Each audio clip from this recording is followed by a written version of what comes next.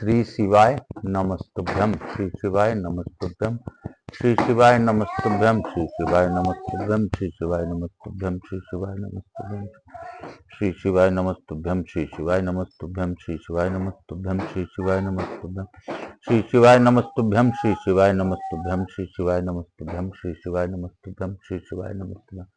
आप सबों का वंदन करते हुए प्रथम पूज्य देव गणपति गणेश जी महाराज का आह्वान करता हूँ। उनसे प्रार्थना करता हूँ इस कथा स्थल पर पधार कर हवाई समित देवी देवताओं को आने का मार्ग दें।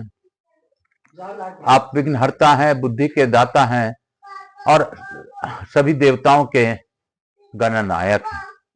अभी सभी देवी देवताओं को आने का मार्ग देते हैं और आपके बिना कोई देवी देवता किसी भी क्षेत्र में किसी भी को नहीं जाते। तो हे गणपति, आप इस कथा स्थल पर अवायक समझ देवी देवताओं को आने का मार्ग दें और अपनी अखंड कृपा हम सभी लोगों पर बनाए रखें। बाबा, मुझसे कोई भी त्रुटि हो रही हो तो बच्चा समझकर माफ कीजिएगा। हे गणेश जी महाराज, विघ्नहर्ता, लंबोदर, विघ्न हरण, बुद्धिदाता, मैं आपको नमन करता हूं। मैं यहाँ के स्थान देवता, वास्तु देवता, ग्राम देवता, क्षेत्रपाल देवता, इस रायपुर नगर के सभी देवी देवताओं का आह्वान करता हूँ। मैं इस वर्तमान में इस सोसाइटी के सभी क्षेत्र के सभी देवी देवताओं का आह्वान करता हूँ तथा यहाँ के स्थान देवता, वास्तु देवता, ग्राम देवता, क्षेत्रपाल देवता, समस्त देवी देवताओं का आह्वान करता हूँ। मैं आकाश राजगढ़िया, बंसल गोत्रोत्पन्न उमा शंकर नारायण देवी राजगढ़िया का पुत्र सांवरिया बाबा, मेरे गुरु जो वर्तमान में यवतमाल में विराजमान है, उनको प्रणाम करते हुए गुरु आज्ञा लेकर आज की कथा प्रारंभ करूंगा और यही कहूंगा कि गुरु बिना ज्ञान कहां से आए। मैं समस्त देवी देवताओं का आह्वान करता हूं तथा कुल देवी के सरस्वती माता तथा अपने श्रोताओं के कुल देवता कुल देवी का भी आह्वान करता हूं।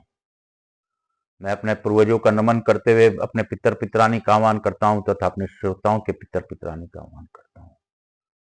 बाबा, जिस प्रकार मैं जूझ रहा हूं वो आप जान रहे हैं, लेकिन फिर भी आपके ही मस्तक, आपके ही चरणों में मैं अपना सभी दिक्कत को समर्पित करता हूं। बाबा, आप हैं तो विश्व में सभी ही हैं, आपके बिना कोई है भी नहीं। इसलिए आप विश्वनाथ हैं, जगन्नाथ हैं, द्वारकाधीश हैं, सभी रूपों में आप ही हैं। मैं आपको पुनः नमन करते हुए आपकी आज्ञा लेकर, गुरु आज्ञा लेकर आज की कथा प्रारंभ करता हूं। और अपने आज भाई दूज है, भाई पोटा है, मैं अपनी सभी बहनों से भाई पोटा ले रहा हूं, ऐसा भाव रखें। भाई दूज होने के कारण मैं सभी बहनों से तिलक लगवा रहा हूं, वो हमें आशीर्वाद दे रही हैं, मैं उनको आशीर्वाद दे रहा हूं। ऐसा भाव रखते हुए आज की कथा हम लोग प्रारंभ करेंगे। मुझसे किसी भी प्रकार की त्रुटि हो रही हो तो सभी बहनें मुझे क्षमा करें और मेरे भोलेनाथ की कृपा सभी लोगों पर बनी रहे। इसी आशीर्वाद के साथ आज की बाबा भोलेनाथ की कथा, अद्भुत कथा की ओर हम लोग बढ़ेंगे। हम लोग सच में कुछ भी नहीं जानते, सत्य क्या है असत्य क्या है हम नहीं देख पाते। हम तो कलयुगी मानव हैं, हमें जो दिखता है बस धन ही दिखता है। धन के अतिरिक्त हमें कुछ नहीं दिखता, लेकिन सत्य और कुछ है।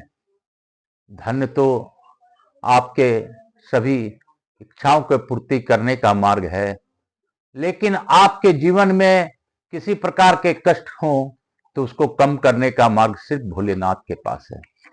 तो इसीलिए महावैद्य, महाभोलेनाथ, महा औषधि के दाता, प्रथम वैज्ञानिक, मैं आपको नमन करता हूं। और हम लोग कल जो पढ़े थे उसको मैं थोड़ा सा यह करते हुए आज की कथा की ओर बढ़ूंगा। इसलिए सर्वथा प्रयत्न करके भक्ति पूर्वक नरकेश्वर का दर्शन करना चाहिए। आति पात से युक्त मनुष्य भी उनके दर्शन से नरक में नहीं पड़ता। अश्विन कृष्ण चतुर्दशी को जो विधि पूर्वक श्राद्ध करता है वह अश्वमेध यज्ञ का फल पाता है। बोलो शंकर भगवान की जय। महादेव जी कहते हैं, पार्वती इंद्रेश्वर से पश्चिम और अर्क स्थल से पूर्व सर्वेतेश्वर लिंग है। पुष्करणी के जल में स्नान करके उनका दर्शन करने से मनुष्य 10 अश्वमेघ यज्ञों का फल पाता है। उसके पूर्व भाग में और पाप मोचन तीर्थ से नेत्रिक कोण में मेघेश्वर नाम से विख्यात शिवलिंग है, जो सब पातकों का नाश करने वाला है। अनावृष्टि का भय होने पर वही वारुणी शांति करानी चाहिए तथा वहां की पृथ्वी को जल डुबाए, जहां प्रतिदिन मेघों द्वारा स्थापित मेघेश्वर लिंग का पूजन होता है। वहां अनावृष्टि का भय नहीं होता। गोत्रोत्सर्ग तीर्थ से उत्तर बलभद्र जी के द्वारा स्थापित महापापहारी शिवलिंग है, जो मानव तृतीय और रेवती नक्षत्र में योग में भक्ति भाव से चंदन पुष्प आदि उपचारों द्वारा बलभद्रेश्वर लिंग का पूजन करता है, वह योगीश्वर का पद पाता है। प्राचीन काल में राजा भरत ने पुण्यमय प्रभास क्षेत्र में आकर परम उत्तम 10 अश्वमेघ यज्ञों का अनुष्ठान किया था। उसमें सोमपान करके सहस्र नेत्रों द्वारा इंद्र पूर्ण तृप्त हुए थे। अन्न और पान से दिनजन तथा दक्षिणा से ब्राह्मण लोग तृप्त हुए थे। तदंतर सब देवता प्रसन्न होकर राजा भरत से बोले, महाभाव तुम कोई मनोवांछित वर मांगो। राजा बोले जो मनुष्य यहाँ आकर भक्ति पूर्वक स्नान करे उसे 10 अश्वमेघ यज्ञों का फल प्राप्त हो। देवताओं ने कहा, राजन भूतल पर यह स्थान दशाश्वमेधिक नाम से विख्यात होगा। महादेव जी कहते हैं, पार्वती तब से सब पापों का नाश करने वाला वह तीर्थ पृथ्वी पर दशाश्वमेधिक नाम से विख्यात हुआ। इंद्र वारुण स्थान से लेकर गोमुख तक और गोमुख से अश्वमेधिक तीर्थ तक विद्वानों ने शिव क्षेत्र बताया। वहां मृत्यु की प्राप्ति होने पर मनुष्य शिवलोक में आनंदित होता है। वहीं सप्तमेघ, सहस्त्रमेघ और कोटि मेघ नाम से क्रमशः 3 लिंग है। दक्षिण दिशा में सप्तमेघ लिंग है, जो 100 यज्ञों का फल देने वाला है। प्राचीन काल में कार्तवीर्य ने वहीं शिवलिंग की स्थापना करके 100 यज्ञों का अनुष्ठान किया था। मध्य में जो कोटि मेघ कैलिंग है, वहां साक्षात ब्रह्मा जी ने ही महालिंग की स्थापना करके 1 करोड़ यज्ञ किए थे। उसके उत्तर भाग में सहस्त्र मेघ लिंग है, जिसकी स्थापना करके देवराज इंद्र ने सहस्त्रों यज्ञों का अनुष्ठान किया था, जो पंचामृत, रस, जल, गंध और पुष्प आदि द्वारा विधि से उस लिंग त्रय की पूजा करता है, वह उन तीनों शिवलिंग के नाम से वाले यज्ञों का फल पाता है।